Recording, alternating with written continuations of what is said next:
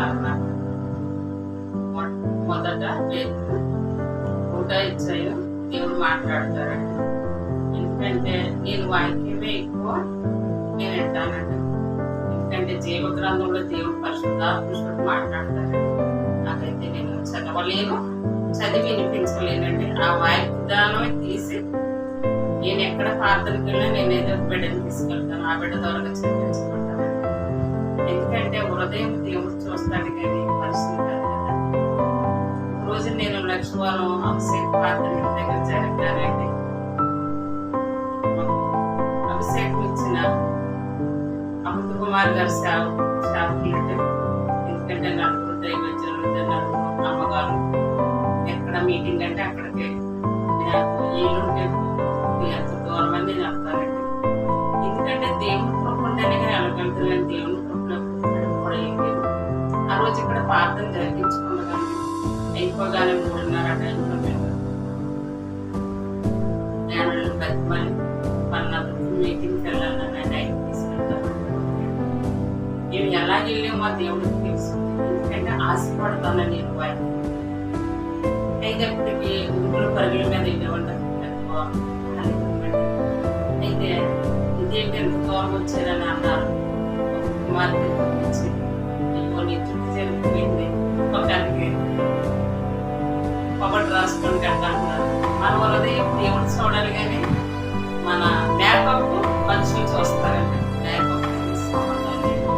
హృదయం గురించి నా కుమార్తెని ఎంత దూరం నుంచి తగ్గించి అభిషేకానికి దేవుడు చూడాలి కానీ మనుషులు కాదు. ఎందుకంటే నలుగురు దైవజనులలో పరిశుద్ధాత్మ మన మీద అస్తమేస్తే కొన్ని పెంపులు ఇబ్బందులు పోతాయని పరిగెత్తుతాం విశ్వాసం అనుకుంటారు మనుషులు.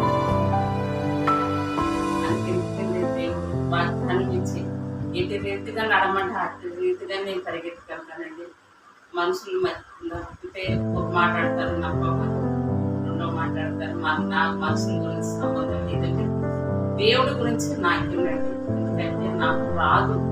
నేను దేవుడి శుద్ధిని మాట్లాడతాను, శుద్ధాత్మ మాట్లాడతాను.